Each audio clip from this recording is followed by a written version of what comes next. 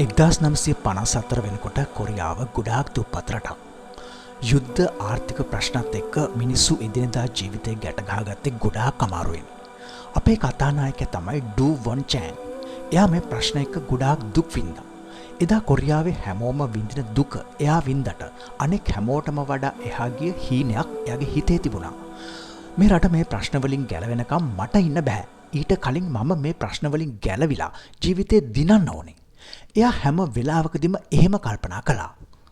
රටේ තිබුණු මේ දුප්පත්කම හින්දා එයාට Tamanට අවශ්‍ය එදිනෙදා දේවල් ටික හොයාගන්න පැය 16ක් එක දිගට මහන්සි වෙලා වැඩ කරන්න සිද්ධ වුණා. එයා කම්මැලි නැතුව Tamanගේ රස්සාව කළා. පුංචි දේවල් අතට අහුවෙච්ච රස්සාවල් කළා.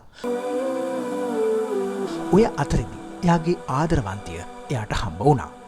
ආදරවන්තියගේ නම ජින්සු. එයා රැකියාව කළේ හිසකෙස් අලංකාර ශිල්පිනියක් විදියට. මේ දෙන්නම කල්පනා කළා ජීවිතේ වෙනස් කරගන්න. ඒ නිසාම රස්සාව කරලා ලැබෙන මුදලින් පුළුවන් උපරිම විදියට දෙන්න එයාලගේ හීනය වෙනුවෙන් ඉතිරි කළා. එහෙම ඉතිරි කරපු ඩොලර් 400ක මුදලක් එක්ක 1981 අවුරුද්දේ මේ දෙන්න ඇමරිකාවට ආවා. ඉංග්‍රීසි වචනයක්වත් බැරි උගත්කමක් නැති මෙයාලට කවුද රස්සා දෙන්නේ? ඒ හින්දාම ජීවිතේ ලොකු අමාරුවක මේ දෙන්න වැටෙන්න ඒ තරම් කාලයක් ගියේ නැහැ. නන්නාඳුනන නිව්යෝක් නගරේ දැඩි හීතලේ ගැහිමින් ඔවුන් තමන්ගේ ඉරණම වෙනස් කරගන්න සටන් කළා. ඒ නිසාම ඩූ වොන්ට එක වතාවේ රැකියා 3 බැගින් කරන්න සිද්ධ වුණා. මුරකරු රැකියාවක්, කෝපි අවන්හලක සේවකයෙක්, ගෑස් බෙදන ආයතනයක සේවකයෙක් විදියට දවසට පැය 20කට එහා එයා වැඩ කළා. එම වැඩ කරන අතරේ මුදලක් ඉතිරි කළා. අන්න එහෙම ඉතිරි කරපු සල්ලි වලින් 1984 අවුරුද්දේ එක්තරා දවසක එයාට පුළුවන් වුණා ලොස් ඇන්ජලිස් වල වර්ග අඩි 900ක ප්‍රමාණය පුංචි රෙදි කඩයක් පටන් ගන්න. මේ කඩේට නම දැම්මේ ෆැෂන් 21 කියලා. මේක මහා ලොකු දිනුමක්. කොරියාවෙන් ආපු මොකුත්ම දන්නේ නැති අපි දෙන්න පොඩ එකතු කරපු සල්ලි වලින් කරපු හරිය දෙන්න හරිය සතුටින් ඒ කතාව කිව්වා. ඒගොල්ලෝ ඇල්ලුවේ ඇමරිකානු වෙළඳපොළ නෙවෙයි. මොකද ඒක හිතන තරම් පහසුන් නැහැ මේ වගේ පුංචි දෙන්නෙකුට.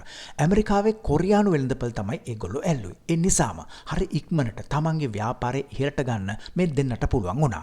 පළවෙනි අවුරුද්දේ ඇමරිකානු ඩොලර් ලක්ෂ 7ක අලවියක් උන්ට ලබා ගන්න පුළුවන් වුණා ඒ පුංචි කඩකාමරෙන්.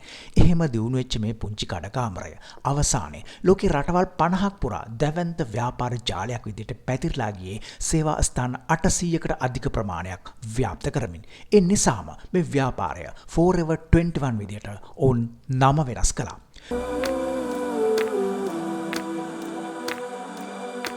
මේ ව්‍යාපාරය ඩූ වොන් චෑන් සහ ජින්සුක් දෙන්න බිලියනපතියන් බවට පත් කළා. ඇමරිකාවේ ඇතුලේ පමණක් නෙවෙයි මුළු ලෝකේ පුරාම මේ අපූර්ව කොරියානු තරුණයා ගැන කතා කරන්න පටන් ගත්තා. ෆෝබ්ස් වගේ සංග්‍රහ මුල්පිටු ඕගේ සහ ඇයගේ පින්තූර වලින් ලස්සන වුණා. තව තවත් ව්‍යාපාර ජාලය පුළුල් කරමින් ඇමරිකාවෙන් පිටත රටවල් විශාල ප්‍රමාණයක මේ ව්‍යාපාරය දළුලා වැඩුණා. බොහෝ කැපකිරීම් මත ගොඩ නැගුණු මේ දැවැන්ත ව්‍යාපාරය අලුත් අභියෝග හමුවේ 2019 අවුරුද්ද වන විට යම් පසුබෑමකට ලක් වුණා. කොවිඩ් අර්බුදයෙන් පසුව වේගෙන් ව්‍යාප්ත වූ ඔන්ලයින් ව්‍යාපාර ක්‍රමවේද වෙත ජනතාවගේ ආකර්ෂණය වැඩි වුණා. ෂේන් සහ ටෙමු ආයතනවල ආකර්ෂණීය නව අලෙවි ක්‍රම සමග තරඟ කරන්නට Forever 21 ආයතනයට නොහැකි වීම ඊට ප්‍රධානම හේතුව වුණා. ප්‍රතිඵලය වුණේ ඔවුන්ගේ ව්‍යාපාර ජාලය අර්බුදයකට ලක්ව කඩා වැටීම. නමුත් ජීවිතේ පහළම තැනක සිට බලවත් රටකට ගොස් එහි හිණිපෙත්තටම නැගුණු ඩෝ වොන් චෑන්ට මේක එතරම් අරුමයක් වුණේ නැහැ. ඔහු ඒ යථාර්ථයට මුහුණ දුන්නා. 30000ක් පමණ තමන්ගේ සේවක පිරිසකගේ රැකියා අවදානමකට ලක් වුණා. මේ පසුබෑම කොයිතරම් දරුණු තත්යකට පත් වුණාද කිව්වොත් 2025 මාර්තු මාසයේ වන විට ඇමරිකාව තුල පිහිටි Forever 21 සියලුම ශාඛා වසා දමන්නට එහි පාලනාධිකාරියට සිද්ධ වුණා. ඇත්තම ව්‍යාපාරවල නියැලෙන අලුත් පරපුරට වගේම අත්දැකීම් බහුල හැමෝටම මේ කතාව ඉතාමත්ම වටිනා පාඩමක් ගෙන එනවා. අපි ව්‍යාපාර ජාලයක කොයිතරම් කැපවීමෙන් ඉහළට ගියත් ලෝකේ ඇතිවන අලුත් ප්‍රවණතා සහ මිනිසුන්ගේ අවශ්‍යතාවයන් නිවැරදිව ග්‍රහණය කර නොගතහොත් සහ ඒ පිළිබඳව නිසි පිළියම් නොකළහොත් ඒ මහා කැපවීමේ දිගු කාලින මහන්සිය ඉතා කෙටි කාලයකින් දිය වී යාමට ඉඩ ඇති බවයි.